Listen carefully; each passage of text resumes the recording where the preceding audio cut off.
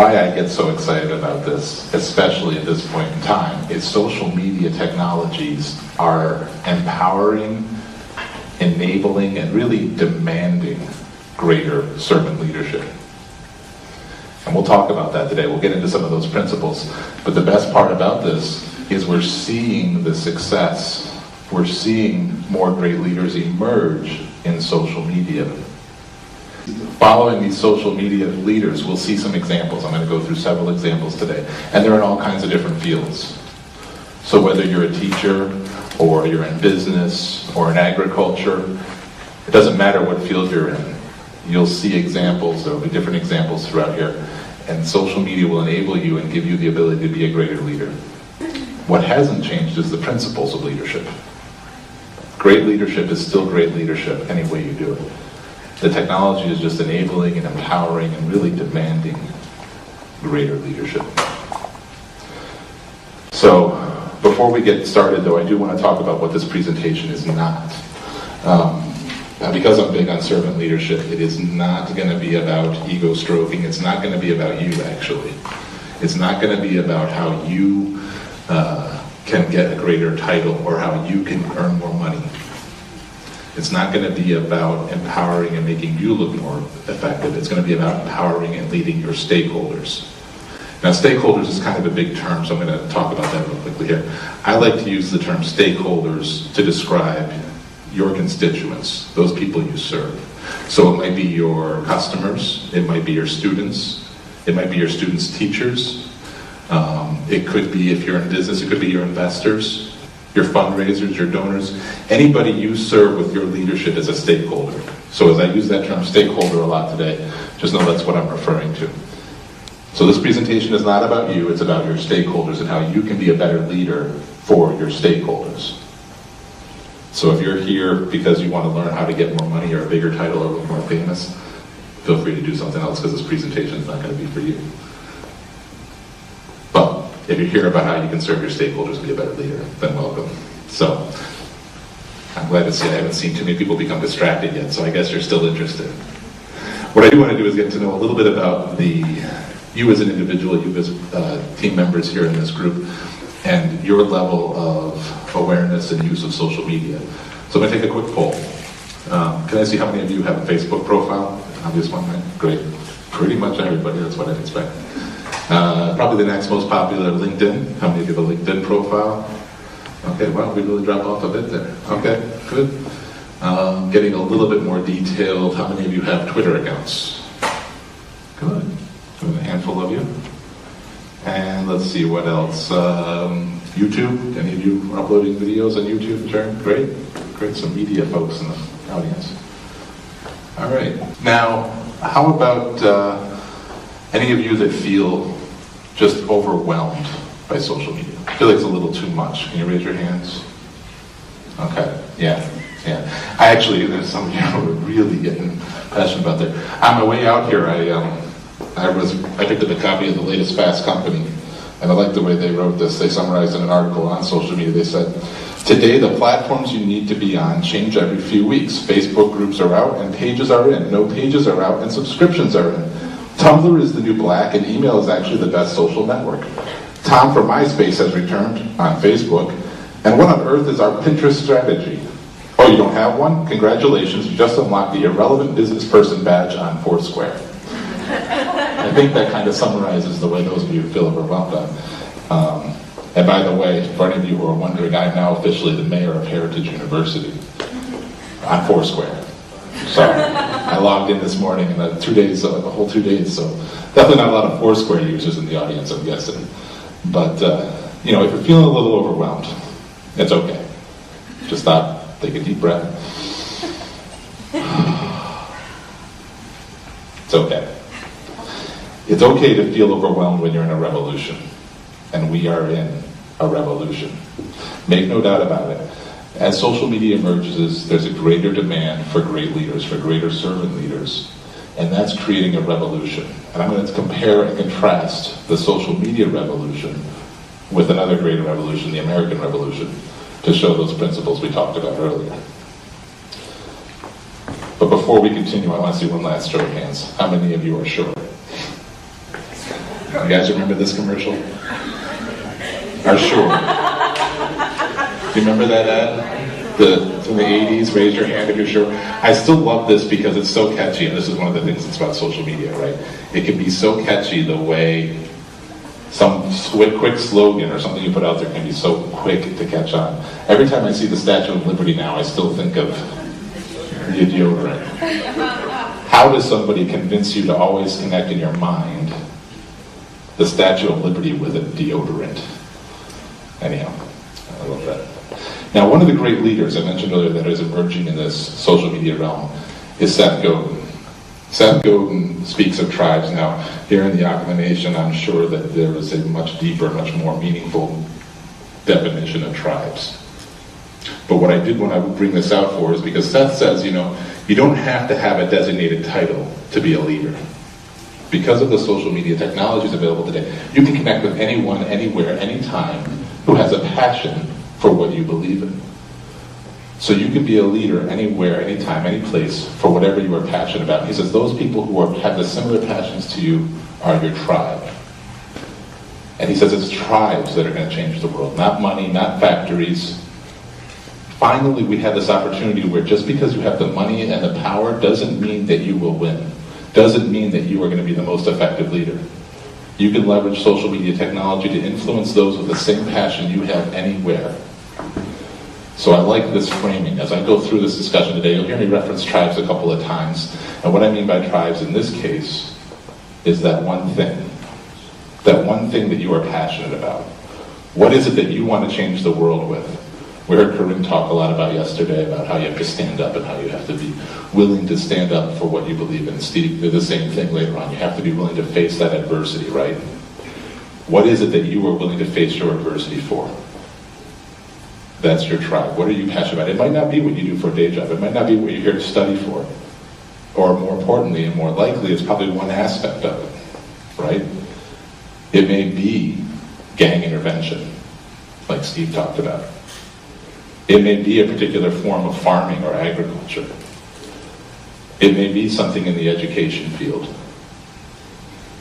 Whatever that one thing is, that's your tribe, and that's what you can leverage social media to be much more effective on. You can change the world with social media.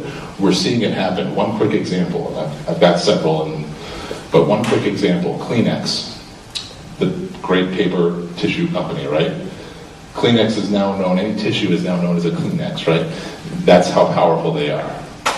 They were very proud of the fact that they were using what they termed as natural fiber, I think it was old fiber, in their tissues.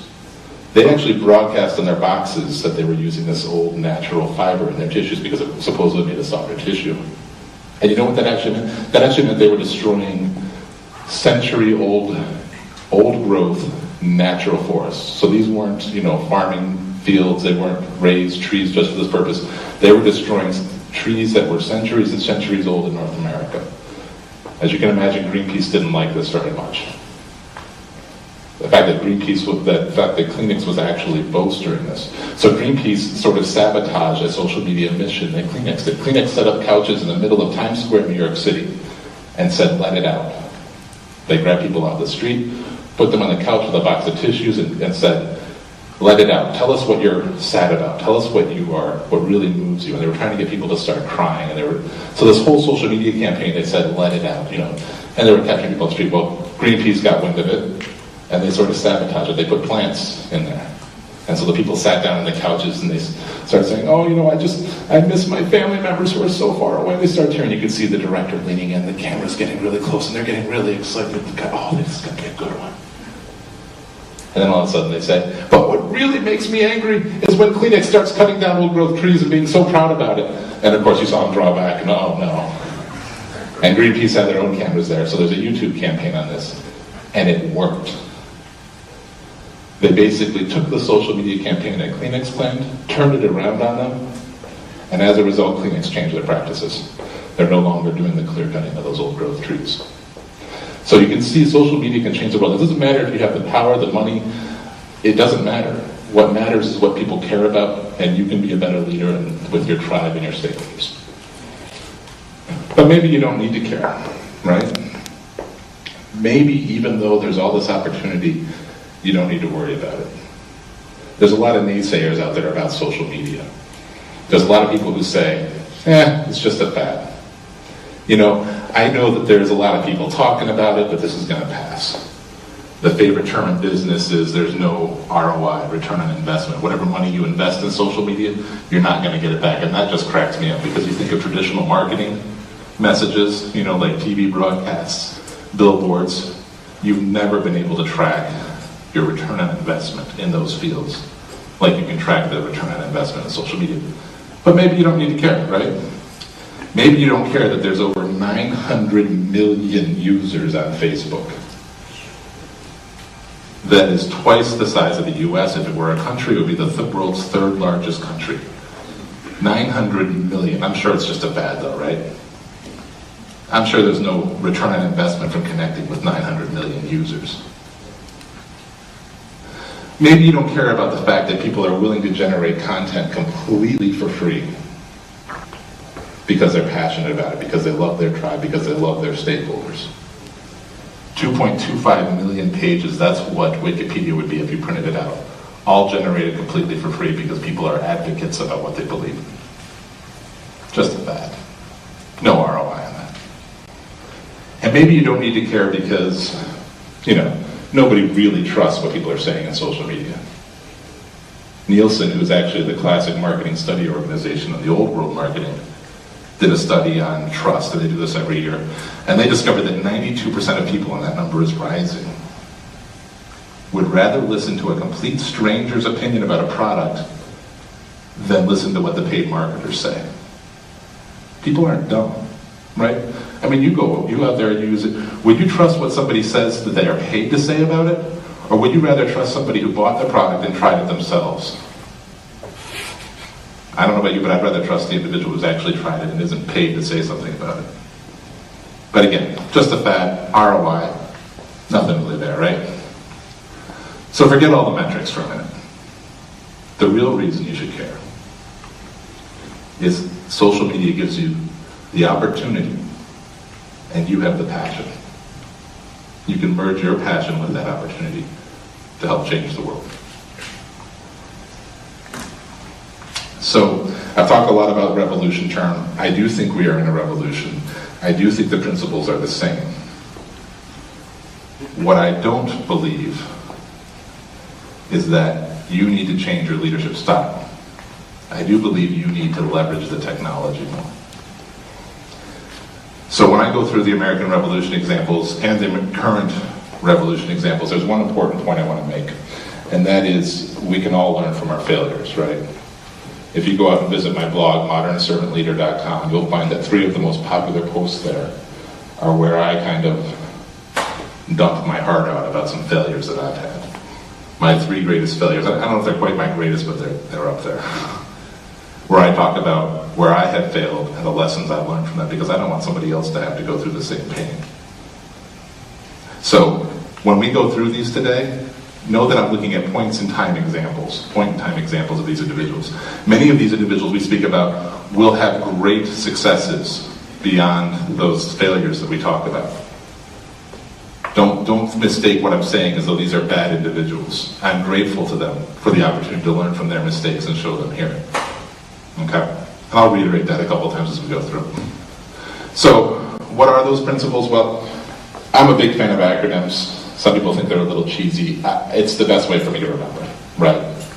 If I want to remember what principles are relevant to social media, the easiest way for me to remember is put it in an acronym. So when I realized the similarities between the American Revolution and the social media revolution, I took the word social and fit it into it, basically. Okay. Now, I do have it backwards, and that's intentional. I don't have dyslexia, no offense to anybody who does.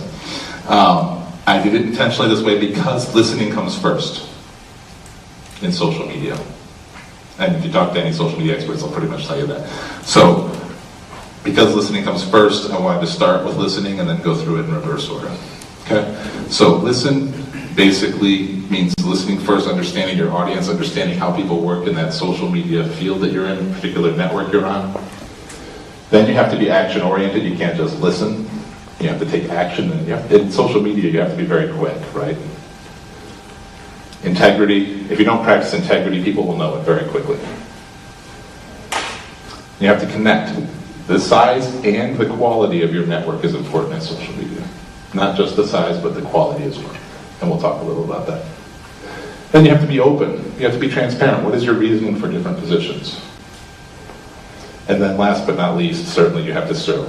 Servant leadership, you've been hearing that a lot.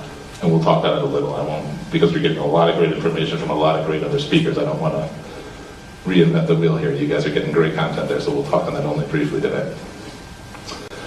So the first example is listening.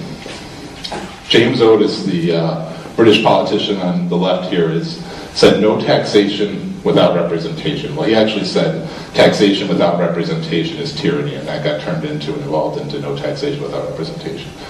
At the beginning of the American Revolution, most colonists didn't want to remove themselves from England. They didn't want to revolt. They just wanted England to listen. They felt it was unfair the way they were being treated without having a say in it. They didn't even feel that in the early days that the taxes were even that high. But because they didn't have any say in what the taxes were, it was tyranny. Take that in contrast with what King George III said when the war began. He said, well, it's done. Now the colonies must either submit or triumph. Does that sound like somebody who's got your best interest at stake? A leader, you either got to submit or you got to beat me. They still weren't listening. So we see in the American Revolution that it was important to listen, and that was really, if you get to the heart of it, I really believe that's what started the whole American Revolution, was because Britain refused to listen to the people, to their stakeholders. Take that to today. How do you listen in social media? Chris Brogan is a real thought leader in social media. He's written a lot of the greatest books on social media, and you can read more about him at chrisbrogan.com. Chris says you have to create a listening station. He says what you need to do is have a way of compiling all that information about your brand, your tribe, your stakeholders, whatever it is you're passionate about, compile it all in one location so that you can listen most effectively.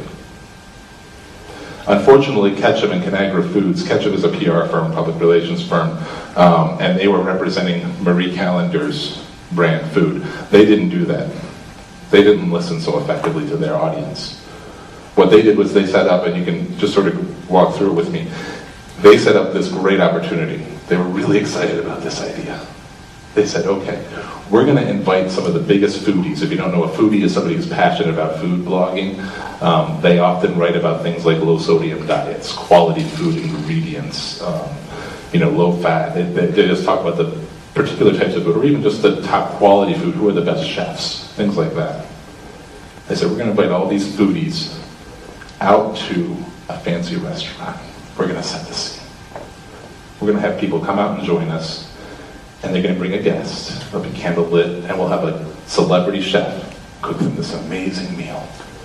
And then at the end, we'll surprise them that the main course was actually a microwavable meal that we make, right? Now, if you're a foodie, any foodies in the crowd? Anybody? All right, great. Do you think you would like that if you were suddenly surprised and said, yeah, I didn't think so. So they didn't either, right? At the end of the meal, they say, guess what? This is actually a microwavable meal.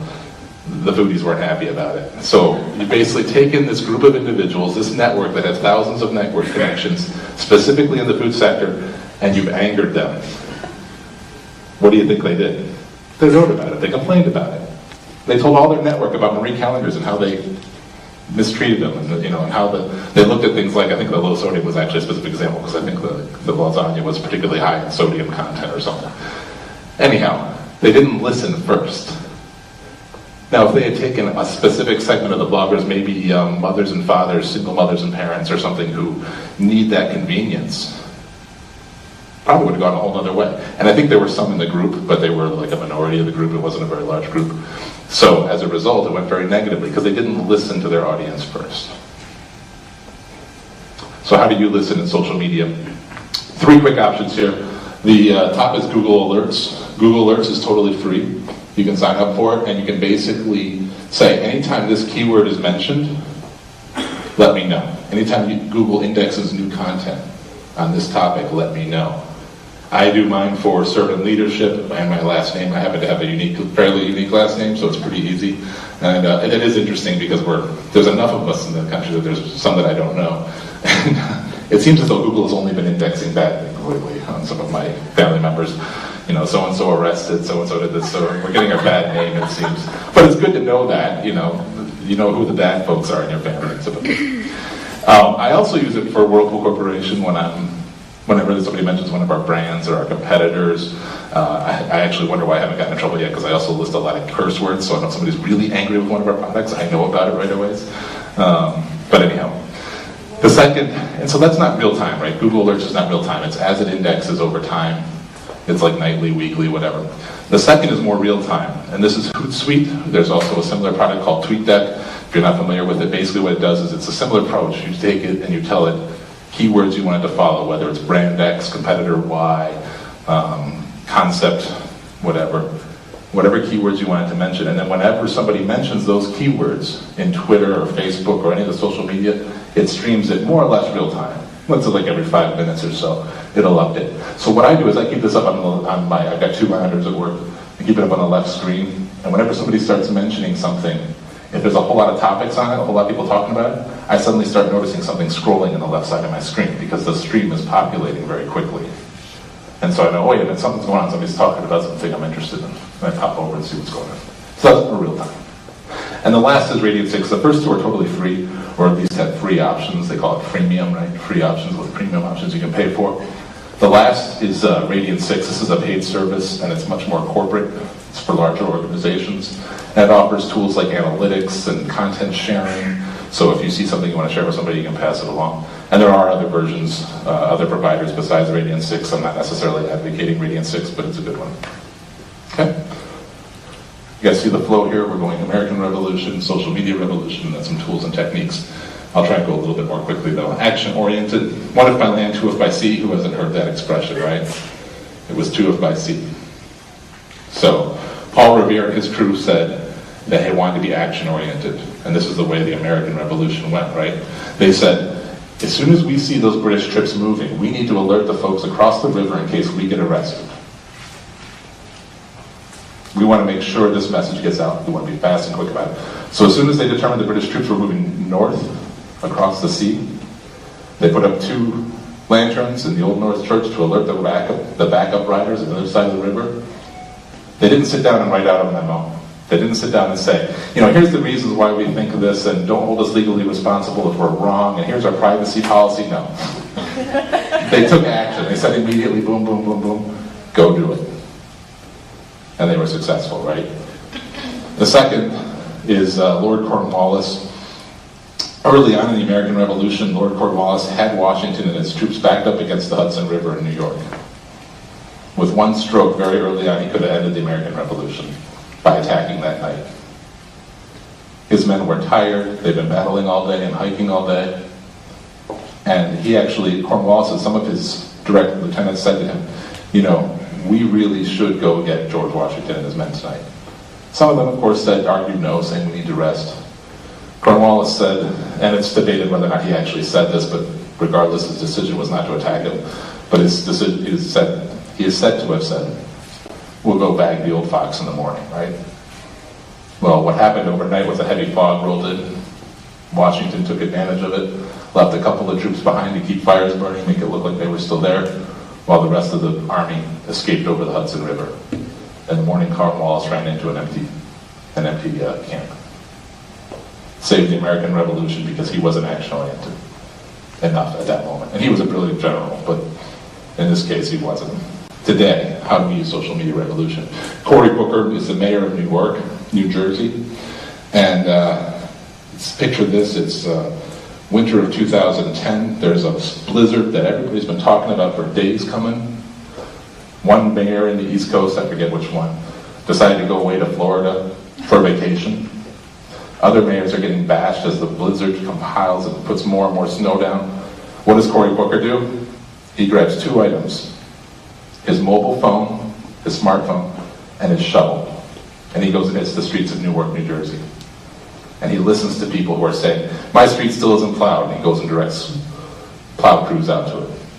He listens to people who say things like, help, help, I need out, I've got a surgery coming up and I need to get there. And he goes to that person's house, digs out her car, and tweets back, you're all set, good luck.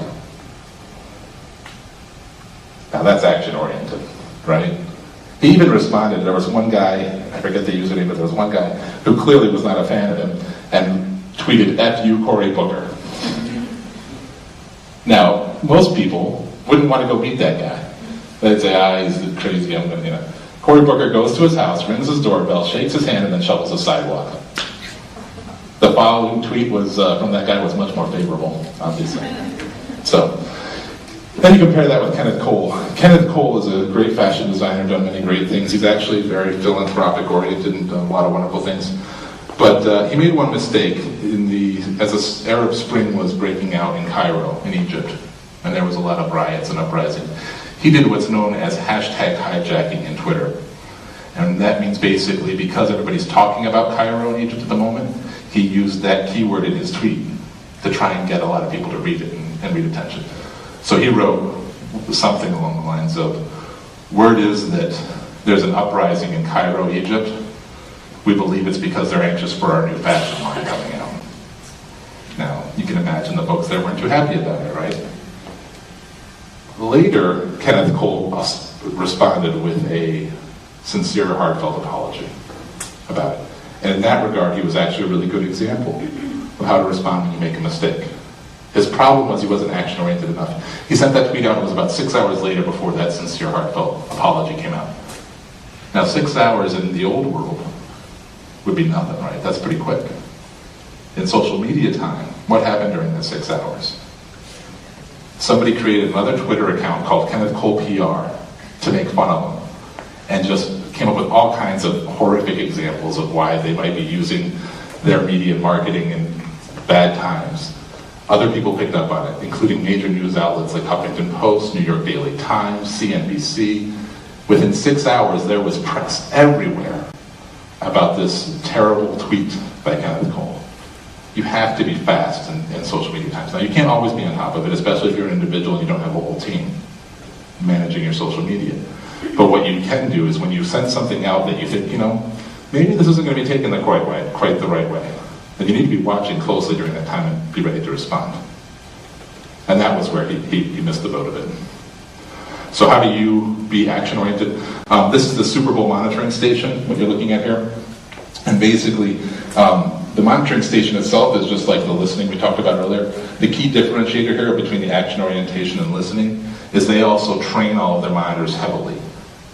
So whenever there is something like a traffic backup mentioned on Twitter or Facebook, they know to alert the police, maybe there's an accident in such and such area, or there's a backup, can you reroute traffic? If there's a terrible thing like somebody's lost a child, they know how to escalate very quickly and get to the right people. So they train their people to be action-oriented. Okay. Next is integrity. Patrick Henry said to the Virginia delegates, give me liberty or give me death, in a rising speech that is tributed with how they got the Virginia colony to give the Virginia troops to the revolution. Great success. It was critical to the revolution to get all those people. In contrast, the British had Bannister Tarleton, and I probably butchered his name, ironically, because he was known as the Butcher. Bannister Tarleton, if you ever saw the Mel Gibson movie The Patriot, the chief antagonist in that, Colonel Tabington, is modeled after this guy. Now, again, some people say, well, he wasn't that bad. But the American account of the Battle of Waxhaw was that the colonists, the Patriots, tried to surrender, and he ran them over with his men as they were waving the white flags, killing hundreds and leaving hundreds behind, wounded to die. He was known as a butcher because he basically believed that anybody who sympathized with the Patriots in any way, shape, or form was a traitor, and therefore should suffer death because it's a executable offense. So he was obviously didn't practice a whole lot of integrity as a leader. Today, in social media, Michael Hyatt, the gentleman on the left, I'm a big fan of Thomas Nelson Publishers. He was the CEO of Thomas Nelson before I started following his blog. I never cared who the publisher of a book was. If I liked the book, I bought it. If I didn't, I didn't. Now it's the second thing I look at. If the book is something I'm interested in, the title, I turn it over and see who published it. And if it's a Thomas Nelson book, I know that they have a great deal of integrity because I know who their CEO is and how he practices integrity in everything he does. So, even that dog passed away recently, unfortunately, but he even had a Twitter account for his dog, so his dog was updating Twitter, of course, not really. But he would share news on his family. He would share news on what he was doing on a Friday night. You got to know him as an individual through social media, not just as the corporate businessman. You got to know his integrity, his character, because he shared a lot of it with us. On the right is the former CEO of Whole Foods. Now, I like Whole Foods. I'm a big fan of the company. They are one of the great servant leadership examples based a lot on what the CEO did there. But where he fell down, and one of his failures, was on the Yahoo Finance discussion group. For years, there was somebody just sending comments out there by the name of Rehodeb. And Rehodeb was a big fan of Whole Foods. He was not a fan of Whole Foods competitors. And later, you find out Rehodeb's also a pretty big fan of the CEO guy. Not surprisingly, because they found out in a federal study, it was him. He was pretending to be somebody else anonymously, trying to convince financiers and investors to invest in Whole Foods. Now, if you're an investor and you're convinced by this individual and you find out later it happens to be the CEO of Whole Foods, how do you feel about him or the company, right? Again, he's done a lot of great things in other places, but you got to wonder about his integrity if he's hiding this. So how do we practice integrity? Well, that's a little bit more difficult. There's no simple tool for it, right? Not like the others. In this case, it's all about who you recruit or who you hire. So whether you are an employer and you're hiring different individuals, or whether you are recruiting people for your tribe in social media, you need to make sure you're getting people with the same values. You can train for skills. You cannot train for values and ethics. So make sure when you're recruiting people to your cause that you know them as an individual and what their values are. Because you can't change those. Not really. I mean, you can influence them for a long time, but they come with those. Connect. Paul Revere, we mentioned earlier. Malcolm Gladwell, in his book called The Tipping Point, talks about Paul Revere and William Dawes. Does anybody know who William Dawes is? Okay. How many of you know who Paul Revere is?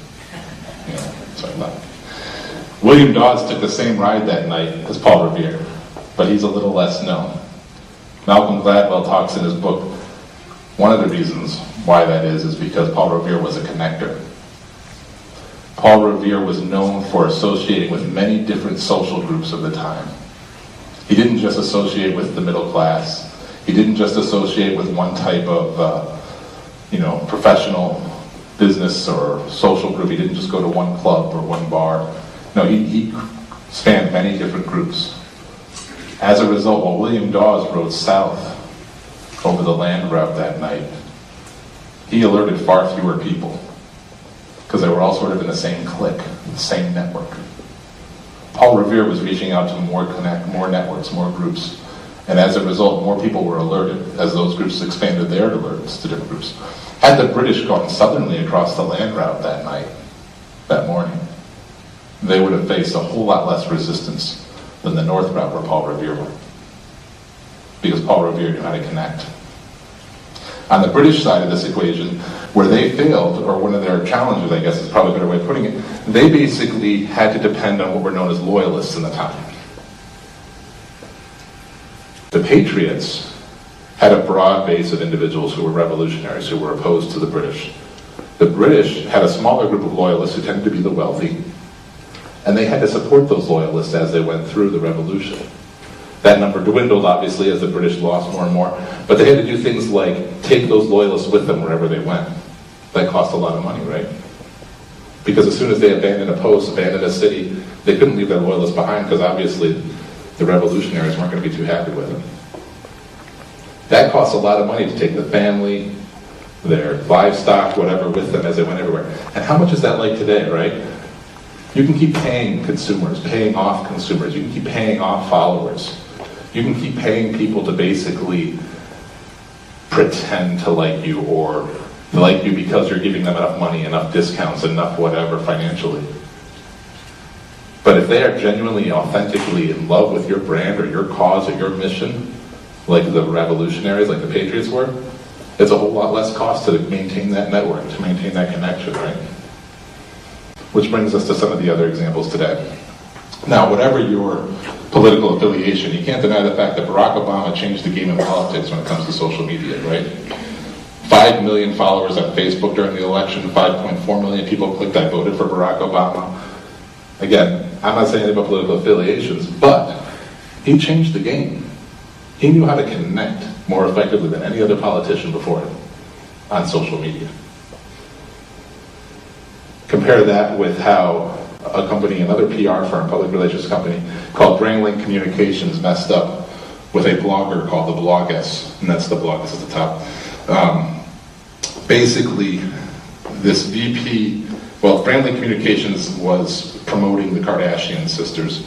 I honestly don't remember which one, I don't follow the Kardashians, but they basically were trying to get the Bloggess to write about some fashion item that one of the Kardashian girls was wearing. The Bloggess has a bit of integrity and says, just because you tell me and are trying to promote this product, I'm not going to write about it. So she sends back a snarky response to the PR firm. And the PR firm basically, the girl who's managing it sends an email back to the group and says, well, look at this response I got, it was snarky. And a VP of that Brandlink Communications hits reply all on the email, saying, what a fucking bitch, pardon the expression. Now, the Bloggess is nice still, right? Relatively speaking. She sends another snarky response just back to that group. She still hasn't told anybody in her network, still hasn't opposed anything, still hasn't broadcast it. Basically says, I can't believe you've done this. I can't believe, do you even consider yourself a PR firm? You know, because you're supposed to know how to manage public relations. And by the way, hitting reply all, cursing somebody out is not a good way to do that. And then she still lets it go. She's going to basically, tell the guy he's an idiot and let it go. The VP doesn't let it go. He replies back again. Starts off kind of nice, but then in the middle says, maybe you should consider yourself flattered we even consider writing to you. So now she's had it, right?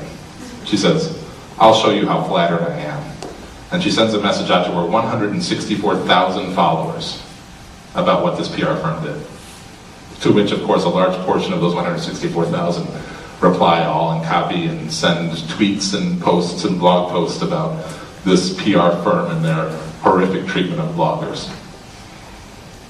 So, you gotta make sure you connect and respect the connections of those in social media.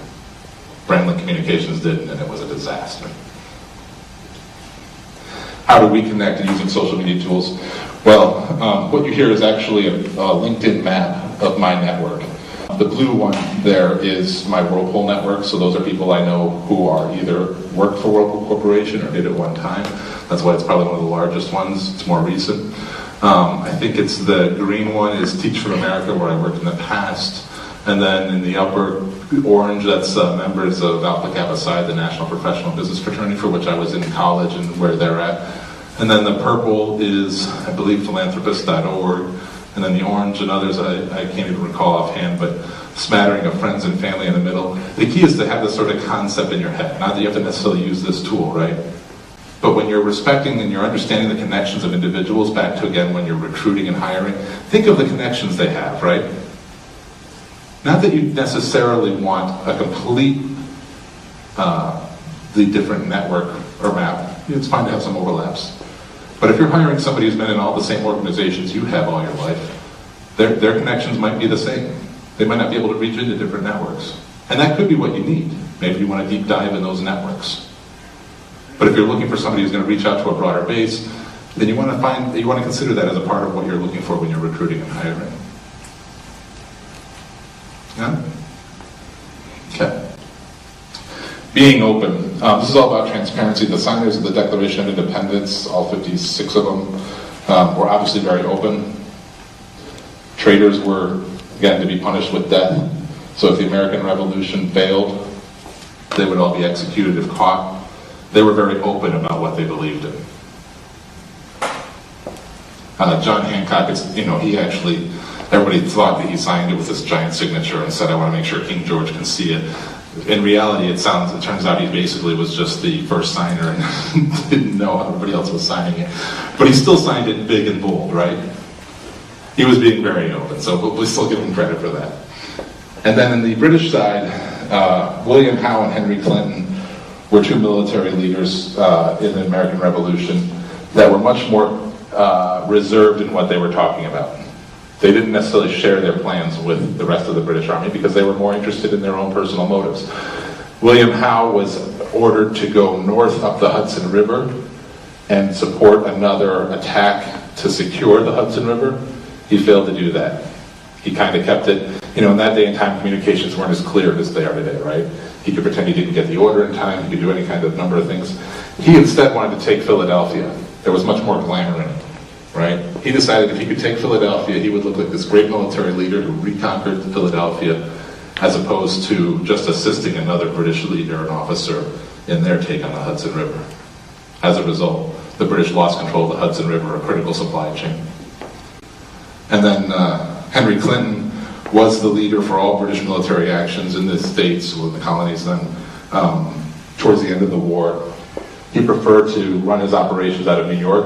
When Cornwallis was cornered in Yorktown, he said, I need support, I need troops. And Clinton kept saying, I'll send troops, I'll send troops, I'll send troops. He never sent them until it was too late. He basically had no intention of sending them too soon. He wanted to stay in New York, he wanted to keep his troops there and hold that position as long as possible. And as a result, we all know Cornwallis fell at Yorktown. Basically the beginning of the end for the British and the American Revolution. Being open in business today and social media, imagine your Domino's pizza, right? And you've got a lot of bad press out there about your quality of ingredients, and you've got people saying things like the sauce is like ketchup, watered down ketchup, the crust tastes like cardboard. There's all kinds of bad press out there. But you're still making money. What do you care, right? Patrick Doyle, then president of North America for Domino's Pizza, said, I care, and I want to share this with the world. They actually created a site that consolidated all those bad comments, all the video footage of people talking bad about their products, and posted it out there to the world and said, yep, we got a problem, and we're going to fix it. They were very open about this. They eventually took focus groups and said, recorded the people and their negative comments about the food, and then after they fixed it and changed the ingredients, they went to those people's houses, knocked on the door and said, we saw what you said, here, try a slice of the new pizza. And of course they loved it and they shared that, right? They were very open and genuine about the fact that they know they have issues and they're trying to fix them. Compare that with Senator Mike Perry in Minnesota. Again, Senator, I'm sure he's done a million wonderful things. When he was about to win the election, or thought he had a real chance of winning that election, he decided to go back and scrub all of his comments. What might he have said that offended somebody? Well, this one in particular was deleted. It said, read the exclusive on Mr. Owen Newsweek. He is a power-hungry, arrogant black man. As you can imagine, people didn't like that one very much. He deleted it, but it was too late. In social media, once you post it, it's out there for the world to see. You can delete it, but somebody else, especially if it's offensive, somebody's got it. Well, lots of people had this one and they challenged him on it. His comments ranged in the beginning from denying he ever posted it, to denying he ever deleted it, saying he didn't even know how to delete a tweet, to ultimately coming around and saying, yeah, I posted it, I deleted it, whatever.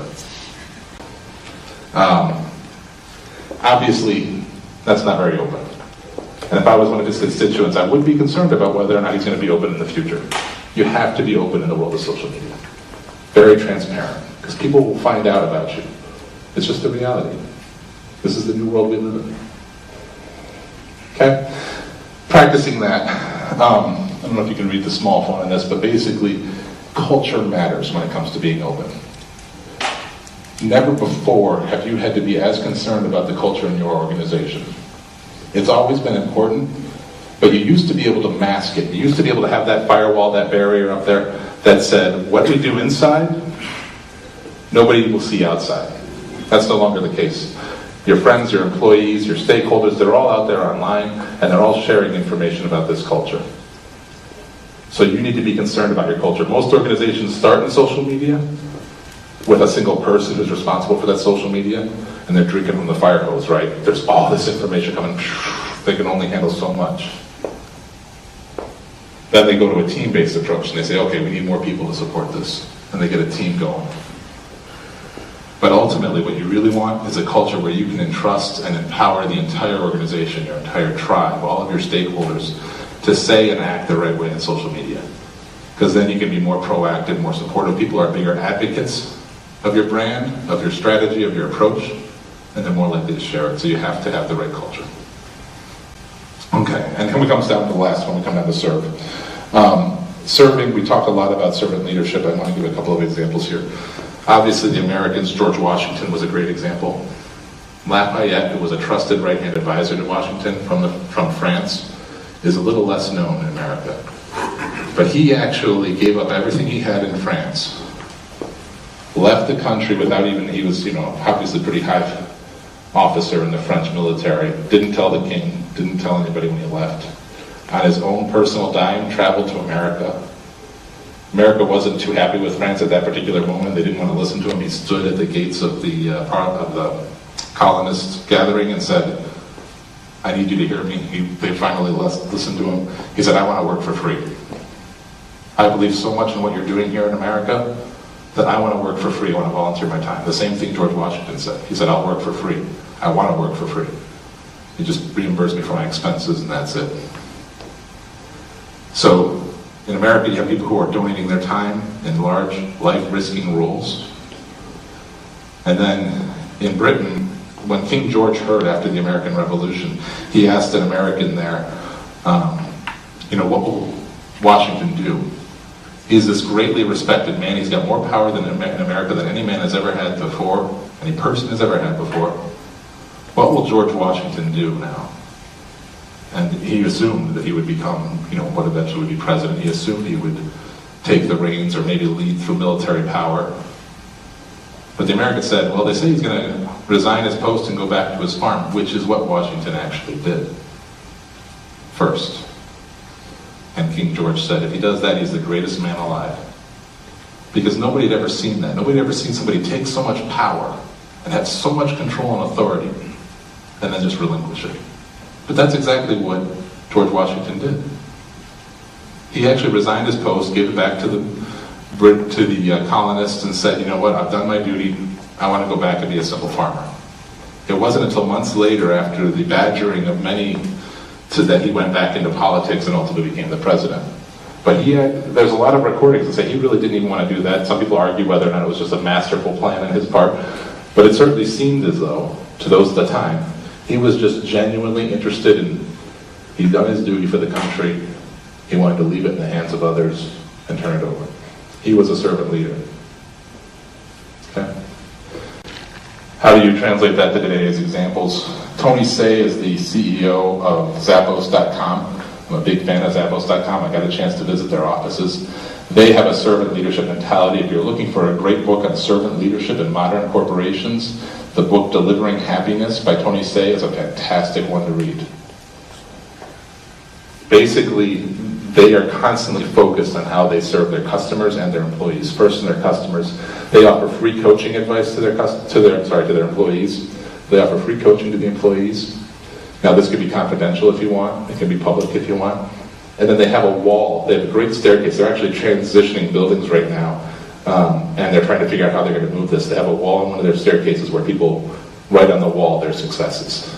And some of the successes I saw when I was there, one person said, I became a better dad. One person said, I grew my biceps by 2 inches.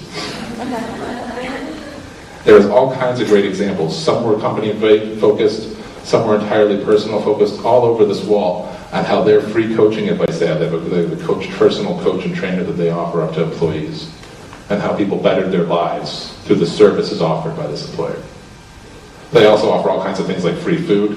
They finally decided they had to put in a salad food because too much snack food and junk food, people were getting too unfit, and they all complained, so we need some healthier options. But they offer free food throughout. the day. And then how they treat their customers is similar. They do things with their customers like somebody may call in with absolutely no interest in ordering a product, and they'll just talk to them. The longest call on record when I was there was 8.5 hours with a customer who never bought a thing. 8.5 hours. They have a slogan that says, we're a service company, we just happen to sell goods. They know how to serve employees and serve customers. As a result, Amazon bought them recently and said, you're making an independent business unit, you operate the way you've been operating, we love your culture, we want to keep it that way. And then, we'll hopefully learn some of your culture techniques for the broader organization. Contrast that with Bob Nardelli. Bob Nardelli was the CEO of Home Depot and Chrysler, and two very dark times. Now, Bob Nardelli, when he was at Home Depot, he reserved, I think it was 9 parking spaces for himself, right by the elevator, and then he had the elevator customized so it went straight up to his penthouse office. He didn't want to talk to any employees or customers.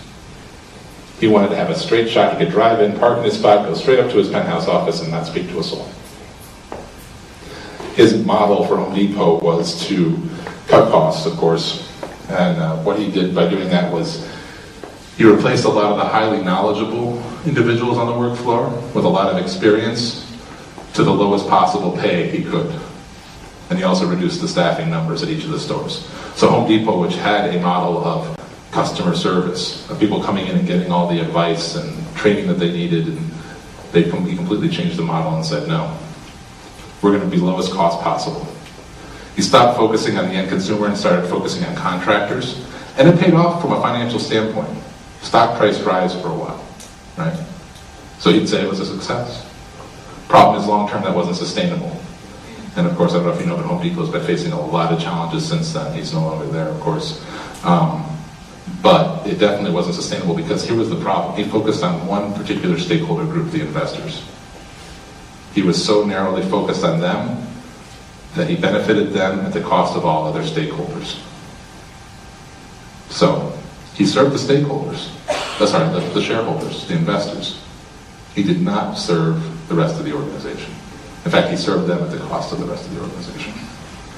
And of course, the model of servant leadership, we've talked about this a lot, and you're going to get, I suspect there'll be some more great talks on servant leadership today too.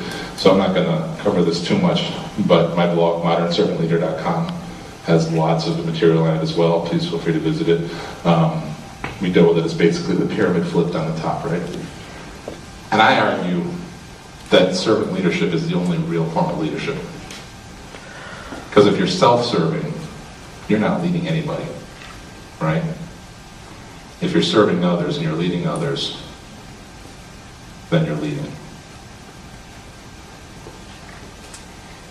So, just a quick recap. Listen. Make sure you listen to your stakeholders and your tribe. Be action-oriented. Don't just listen. You have to be ready to respond very quickly in the world of social media. Practice integrity. People will know if you don't. People will know if you're not practicing integrity. Connect. Understand your connections, where they do lap or overlap with others. Be open. Be transparent about your intentions and your perspectives, and make sure you practice servant leadership. I'm going to close with, there's a URL up there. I'll have a post up there probably tomorrow. There's an ebook I'm working on the same topic. As soon as it's out, I'll make sure you all get a free copy if you're interested. So please feel free to sign up there. I'll send you a copy. And for those of you who are on Twitter, I also tweet a lot about this topic and servant leadership in general. So you can follow me there.